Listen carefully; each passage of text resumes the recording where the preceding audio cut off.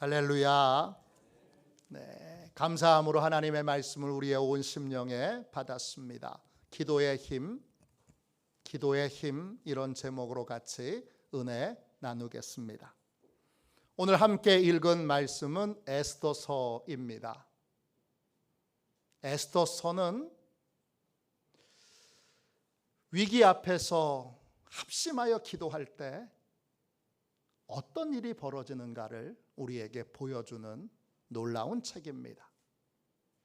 민족이 몰살당할 위기 앞에서 합심하여 금식하며 기도했을 때 하나님이 과연 어떻게 응답하시는가, 이걸 잘 보여주는 책이 에스더입니다. 오늘은 에스더 전체를 간략하게 살펴보므로 기도가 얼마나 큰 힘과 능력을 가지고 있는지 다시 한번 깨닫고 위기 가운데 있는 한국과 또 한국 교회를 위해서 다시 합심하여 기도해야 되겠다, 그렇게 결단하는 자리가 되기를 주님의 이름으로 축원합니다. 오늘 읽은 말씀에 에스더가 나옵니다. 에스더는 페르시아 이름입니다. 이 에스더의 유대 이름, 히브리 이름은 하다사입니다. 뜻은 은매화라는 뜻입니다. 아주 청순하고 그리고 깨끗하고 단정한 꽃이 은매화입니다.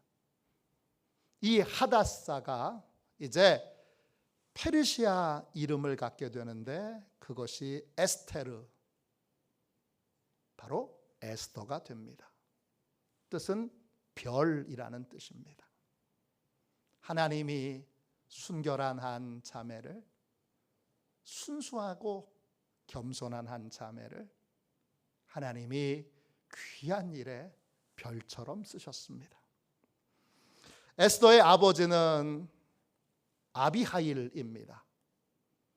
그 에스더의 아버지 아비하일과 아내는 유대가 바벨론에게 멸망할 때 포로로 바벨론 땅에 끌려옵니다. 그리고 그 바벨론 땅에서 딸을 하나 낳습니다. 그 딸이 에스더입니다. 그런데 이 두 사람은 금방 그 바벨론 땅에서 죽습니다. 그리고 이 에스더를 누가 키우느냐? 삼촌인 모르드게가 자기의 딸처럼 아끼고 또 귀하게 여겨 정성을 다해서 키우게 됩니다. 바벨론이 망하고 바벨론 땅을 페르시아가 차지하게 됩니다. 바사 왕국이 되는데 많은 사람들이 고향으로 돌아갔지만 모르드게는 페르시아에 남게 됩니다. 페르시아에 남은 상황에서 페르시아에 갑자기 왕비가 폐위되는 일들을 겪게 됩니다. 각 도시에서 새로운 왕비를 뽑기 위해 아름다운 처녀들을 왕궁으로 불러 모아 왕비의 예비 후보가 되게 합니다. 왕비를 이제 각 고을에서 처녀를 뽑아서, 그래서 왕비를 세울 때까지 얼마나 걸렸을까요? 미스 코리아 대회는 3개월 정도가 걸린다고 하는데 한 3개월 정도 이제 왕비를 뽑는데 걸렸나 싶은데 날짜를 계산해 보니까 4년이 걸렸습니다. 에스더가 왕비 후보로 뽑혀서 왕비가 될 때까지 4년의 연단과 또 자기 몸을 단정히 하고 가꾸고 하는 그런 과정을 거쳤습니다. 그리고 최종 후보로 뽑힌 여성들이, 아름다운 아가씨들이 왕 앞에 서게 되고 그 중에 한 사람을 아하수에로 왕이 왕비로 뽑게 됩니다. 그때 에스더가 뽑히게 됩니다. 히브리에 정말 포로로 끌려왔던 연약하고 또 가난하고 또 힘없는 그러한 집안의 딸이 페르시아의 별이 되는 순간입니다.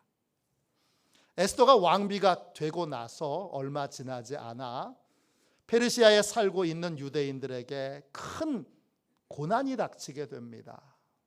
페르시아의 2인자가 하만이라고 하는 분인데 왕이 명령하기를 모든 백성들과 관리들은 하만에게 절을 하라 했는데 모르드게가 하만이 지나갈 때에도 고개를 빳빳이 들고 절을 하지 않습니다. 하만이 지나가면서 보면서 저놈은 뭐야? 그래서 사람들을 통하여 알아보게 했더니 유대인이었습니다. 왜 모르드게는 하만에게 절을 하지 않았는가? 하만은 아말렉 족속입니다. 모르드게는 유대인입니다. 아말렉 족속과 또 유대인 히브리 백성들은 원수지간입니다. 그러니까 아무리 페르시아의 2인자라 할지라도 아말렉 족속에게는 내가 절할 수 없다. 신앙 양심상 절할 수 없다. 이것이 모르드게의 태도였던 것입니다. 하만은 모르드게가 유대인이라는 얘기를 듣고 분개합니다. 그리고는 모르드게만 보복을 하려고 들지 않고 모르드게의 민족인 유대인 전체를 몰살시킬 계획을 세웁니다. 그리고는 왕 앞에 나아가서 이렇게 말합니다. 한 민족이 왕의 나라에서 각 지방으로 흩어져서 사는데 왕의 법을 지키지 않습니다. 왕의 법을 지키지 않는 민족을 용납하는 것은 왕에게 좋지 않습니다. 왕께서 제 의견을 좋게 여기시면 조서를 내려 그 민족을 진멸하게 하소서. 왕이 그 의견을 듣고 좋게 여겨 인장반지, 왕의 옥쇠를 하만에게 줍니다. 전권을 위임한 것입니다. 하만은 그 인장반지를 받고 유대인들을 몰살시킬 날짜를 정하여 그 날짜에 모든 유대인들을 각 민족이 다 일어나서 도륙하도록 왕의 조서를 내립니다. 에스더 3장 13절 14절입니다. 이에 그 조서를 역졸에게 맡겨 왕의 각 지방에 보내니 12째 달 곧 그 달 이달월 13일 하루 동안에 모든 유다인을 젊은이 늙은이 어린이 여인들을 막론하고 죽이고 도륙하고 또 진멸하고 또 그 재산을 탈취하라 하였고 이 명령을 각 지방에 전하기 위하여 조서의 초본을 모든 민족에게 선포하여 그날을 위하여 준비하게 하라 하였더라. 각 지방에 왕의 명령이 떨어졌습니다. 그 명령이 이제 반드시 이루어지게 될 겁니다. 왕의 명령에 따르면 12월 13일 그날이 되면 유대인들은 전부 다 도륙당합니다. 젊은이, 나이 드신 분, 어린이, 여인들 할 것 없이 모든 민족이 나서서 유대인들을 죽일 겁니다. 그날 하루는 유대인들을 살인해도 죄가 되지 않습니다. 그들의 물건을 빼앗아도 죄가 되지 않습니다. 그들의 집을 차지해도 죄가 되지 않습니다. 그런 끔찍한 날이 확정되어 있습니다. 페르시아 땅에 사는 유대인들에게 왜 이런 일이 일어나게 된 걸까요? 하나님이 살아계신다. 유대인들에게 왜 이런 일이 일어났습니까? 이 일 배후에는 유대인들이 잊고 있었던 유대인의 조상의 불순종이 숨겨져 있습니다. 모르드게는 베냐민 지파 사람입니다. 베냐민 지파의 조상을 올라가면 베냐민 지파 조상 중에 제일 출세한 사람 사울 왕이 나옵니다. 사무엘상 15장에 보면 사울 왕에게 하나님이 아말렉과의 전투에서 모든 사람들과 모든 가축들을 다 진멸하라 이렇게 명령을 내렸습니다. 그런데 사울 왕이 보기에 튼튼한 아말렉 사람들 종으로 부려먹으면 유리할 것 같습니다. 또 튼튼한 소, 튼튼한 양들을 가지고 있으면 너무 그냥 한 자리에서 죽여버리기엔 너무 아깝습니다. 그래서 제사에 사용한다, 예배에 사용한다라고 하는 핑계로 그것들을 다 살려둡니다. 그 덕분에 아말렉 자손인 하만이 살게 되었고, 그 덕분에 하만이 모르드게와 페르시아에 살고 있었던 모든 유대인들을 진멸하려고 하는 계획을 세우게 된 것입니다. 사울 왕이 하나님의 말씀에 순종했더라면 사울 왕의 직계인 베냐민 지파의 이 신실한 믿음의 사람 모르드게와 페르시아에 살고 있던 신실한 유대인들이 이런 위기를 겪지는 않았을 것입니다. 하나님은 먼 미래를 보시고 우리에게 말씀하십니다. 그런데 우리는 바로 앞에 있는 이익밖에 보지 못합니다. 바로 눈앞에 있는 이익 때문에 하나님의 말씀을 거역하게 되고 불순종하게 되면 여러분 기억하십시오. 반드시 큰 위기와 고통을 겪게 됩니다. 그러므로 당장의 이익보다 먼 미래를 보고 계신 하나님의 지혜에 순종하십시오. 당장 눈앞에 있는 이익에 휘둘리지 마시고 먼 미래까지 다 알고 계시는 하나님의 지혜를 존중하여 그 지혜에 순종할 수 있는 저와 여러분이 되시기를 주님의 이름으로 축원합니다.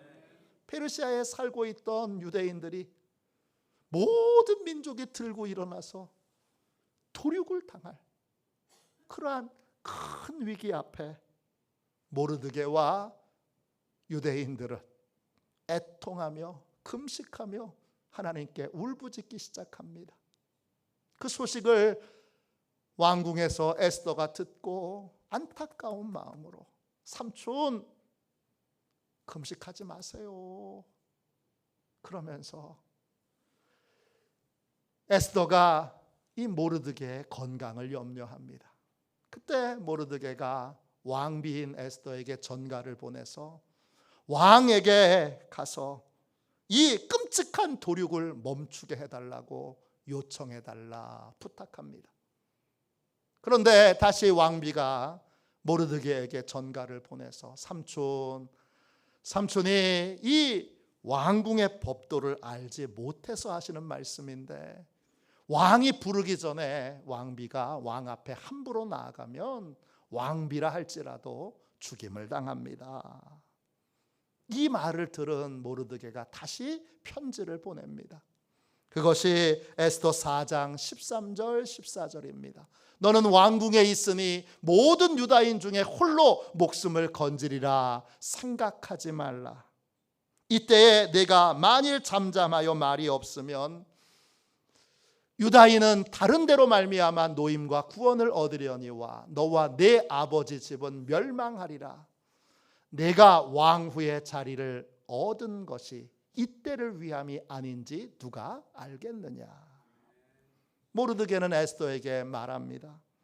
혼자만 설 거라고 생각하지 말아라.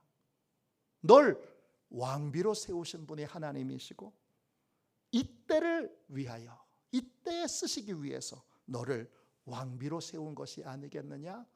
하나님의 뜻에 복종하라. 이 편지를 받은 에스더가 이렇게 기도한 후에 답장을 보냅니다. 16절입니다. 에스더 4장 16절입니다. 당신은 가서 수산에 있는 유다인을 다 모으고 나를 위하여 금식하되 밤낮 3일을 먹지도 말고 마시지도 마소서. 나도 나의 시녀와 더불어 이렇게 금식한 후에 규례를 어기고 왕에게 나아가리니 죽으면 죽으리이다. 에스더가 말합니다. 제가 죽음을 각오하고 왕 앞에 나아가겠습니다. 대신 삼촌은 유다인들을 다 불러 모아서 제가 사명을 완수할 수 있도록 저를 위해서, 사명 완수를 위해서 금식하며 3일 동안 기도해 주십시오.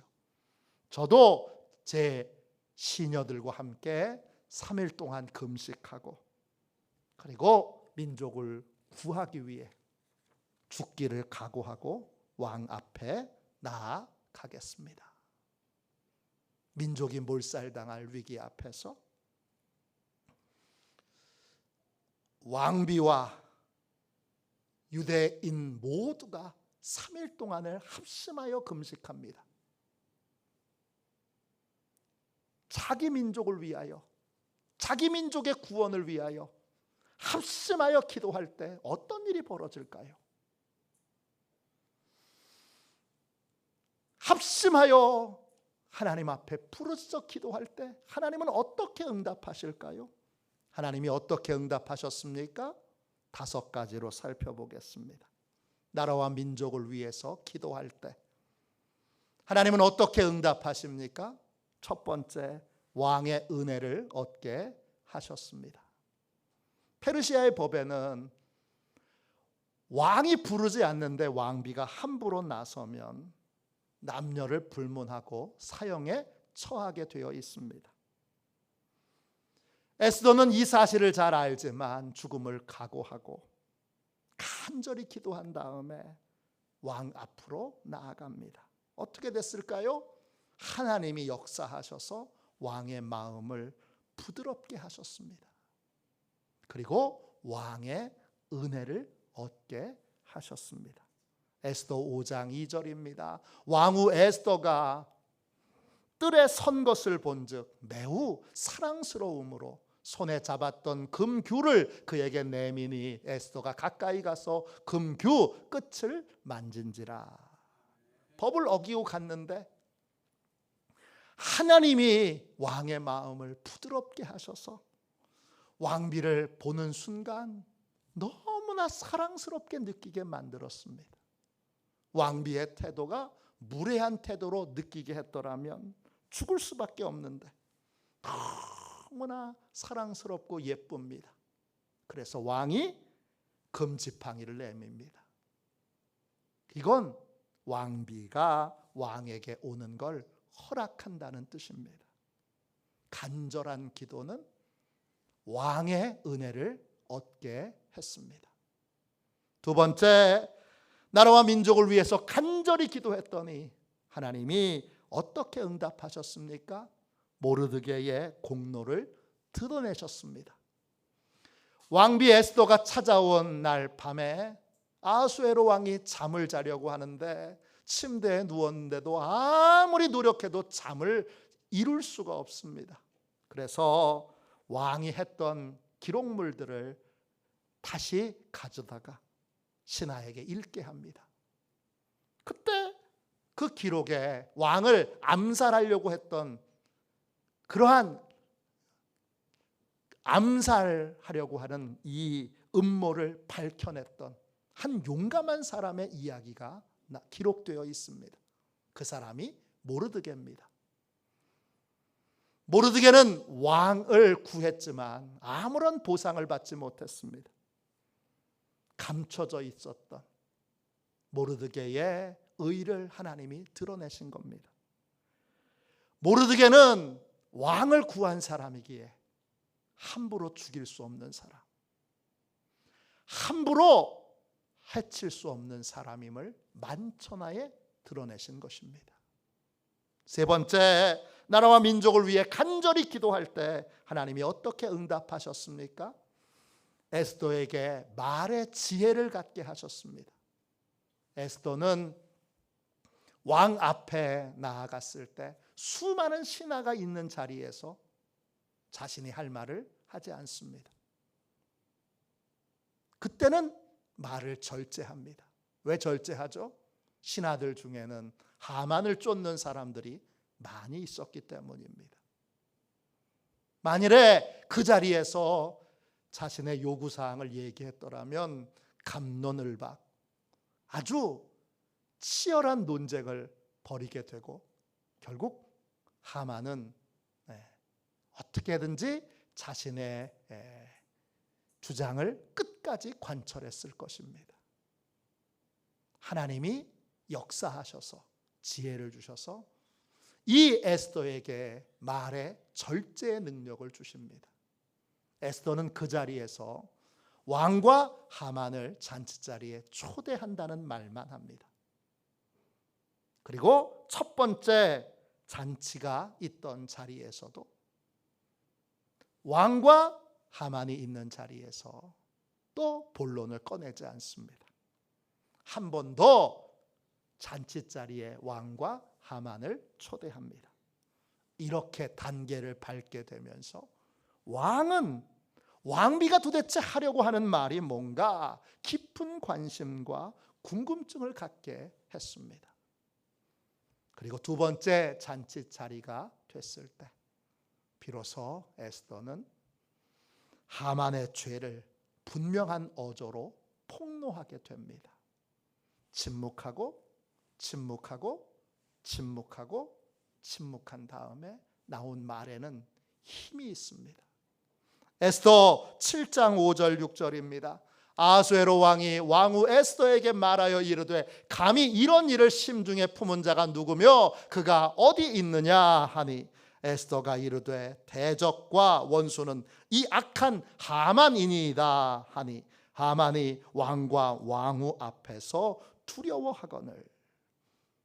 절제하던 말이 선명하게 한 문장으로 나왔을 때 강력한 힘이 있습니다. 그 절제하던 입을 열어 에스더는 분명하고 엄중하게 하만의 죄를 왕에게 각인시킵니다. 이 모든 일이 하나님이 역사하셔서 에스더에게 지혜와 절제력을 주셨던 것입니다. 네 번째, 나라와 민족을 위해 간절히 기도할 때 하나님이 어떻게 응답하셨습니까? 대적자의 위기를 더 악화시키셨습니다. 아수에로 왕은 예상치 못했던 에스더의 폭로에 당황합니다. 왜냐? 하만은 아수에로 왕이 가장 신뢰하는 신하입니다. 금방 왕비가 그렇게 말했다고 처형할 수 있는 관계가 아닙니다. 왕은 생각을 정리하기 위해 연회 자리에서 일어나서 왕궁의 정원을 잠시 산책하게 됩니다. 그런 사이에 하만은 살아야 하기에 에스더 왕비가 앉아있는 의자 위로 올라가서 무릎을 꿇고 살려달라고 빕니다. 정신없이 살려달라고 비는데 왕이 산책을 마치고 돌아오면서 멀찍이에서 보니까 어떻게 보이느냐 하면 하만이 왕후의 자리에 올라서 힘으로 왕후를 누르는 것처럼 보입니다. 마치 하만이 왕후를 추행하려고 하는 것처럼 힘으로 억지로 추행하려고 드는 것처럼 보입니다. 왕은 즉각 탄식합니다. 그러자 왕의 입만 보고 있었던 숨은 왕의 경호원들이 순식간에 나타나서 하만의 얼굴을 가립니다. 하만은 아무것도 보지 못한 채 그 자리에서 무릎을 꿇고 왕의 처분만을 기다리게 됩니다. 곤경에 처했을 때 하만은 그 곤경을 해결하기 위해 애를 쓰지만 그 노력이 있으면 있을수록 상황은 더 악화되었습니다. 대적자의 모든 노력이 악화되는 것, 그 배후에 하나님의 역사가 있습니다. 그리고 그 배후에 간절한 힘없는 하나님의 백성의 눈물의 기도가 있습니다. 하나님이 눈물의 기도를 들으시고 대적자를 그가 문제를 해결하기 위해 노력하면 노력할수록 더 악화되도록 만드셔서 결국 왕이 하만을 처형하지 않을 수 없도록 그렇게 하나님이 몰고 가십니다. 마지막 나라와 민족을 위해 간절히 기도할 때 하나님께서 어떻게 응답하십니까? 다섯째, 하나님은 멸망의 위기를 전화위복의 기회로 바꾸셨습니다. 7장 9절 10절입니다. 왕을 모신 내시 중 하르보나가 왕에게 아뢰되 왕을 위하여 충성된 말로 고발한 모르드게를 달고자 하여 하만이 높이가 50규빗 되는 나무를 준비하였는데 이제 그 나무가 하만의 집에 섰나이다. 왕이 이르되 하만을 그 나무에 달라 하매 모르드게를 매달려고 한 나무에 하만을 다니 왕의 노가 그치니라. 유대인들은 합심하여 부르짖어 하나님께 기도합니다. 그러자 하만이 모르드게를 죽이기 위해서 만든 사형의 그러한 기구에 하만을 달게 하시고 하만은 자기가 만든 사형 도구에 죽임을 당하게 됩니다. 하만이 만든 사형 도구는 50규빗 높이의 나무입니다. 한 규빗이 여기서부터 여기까지가 한 규빗입니다. 45cm죠. 그러면 50규빗이면 약 23m입니다. 굉장히 높은 곳입니다. 하나님께 힘없는 하나님의 백성들이 합심하여 부르짖어 기도하자 하나님은 그 높은 나무에 하만이 달리게 하십니다. 모르드게를 달려고 했던 그 사형기구에 하만이 달리는 전화위복의 승리를 하나님이 주십니다. 캐서린 폴라 카터가 쓴 책 조정대의 손이라고 하는 유명한 책이 있습니다. 이 책에 2차 세계대전에 실제로 있었던 놀라운 기적이 소개되어 있습니다. 2차 세계대전이 한창이던 때에 1940년 9월에 당시 영국의 수상이었던 처칠은 나치의 대규모 공습이 있을 거라는 첩보를 받습니다. 독일의 군수공장은 영국의 군수공장보다 훨씬 뛰어나서 빨리 신속하게 비행기를 만들어낼 수 있습니다. 그래서 나치 비행기가 영국 비행기의 숫자에 비해서 훨씬 더 많습니다. 나치 독일은 200대의 비행기를 출격시키지만 영국은 26대의 비행기만을 출격시킵니다. 전쟁은 해보다 만합니다. 그런데 전투가 시작되자 예상치 못했던 일이 벌어집니다. 영국 비행기만 뜨면 독일 비행기들이 싸우려는 의지를 잃어버리고 도망가기에 바쁩니다. 그래서 영국 비행기들이 뒷공무니를 쫓아가서 대포를 발사하고 또 총을 발사하여 독일 비행기를 격추시킵니다. 몇 대를 격추시키느냐? 185대를 격추시킵니다. 한참 시간이 지나고 나서 당시 독일 나치 비행기를 조종했던 사람 중에 살아남은 사람에게 놀라운 이야기를 들었습니다. 영국 조종사가 이렇게 물었습니다. 왜 단지 2대뿐인 영국 전투기가 공격해 오는데 퇴각을 했습니까? 2대라고요? 나치 조종사가 당황해서 이렇게 대답합니다. 제가 봤을 때 하늘에 온통 영국군 비행기로 가득했습니다. 영국이 어디서 그 많은 비행기를 준비했는지 너무나 놀랐습니다. 그래서 싸울 의지를 잃어버리고 도망치게 된 것입니다. 그 시간, 하늘에서 전쟁이 벌어지고 있던 그 시간에 영국의 온 국민들은 빅뱅 시계가 9시를 가르쳐 종이 울릴 때 전부 다 기도의 자리로 나아가서 하나님, 영국을 살려주십시오, 영국을 보호해 주십시오 기도했습니다. 영국 본토뿐만 아니라 영국령에 있는 모든 나라의 국민들도 그 시간에 함께 영국을 보호해 주십시오, 영국을 살려주십시오 기도를 드렸습니다. 합심하여 기도를 드리니까 하나님이 신비한 기적으로 영국을 보호해 주셨던 것입니다.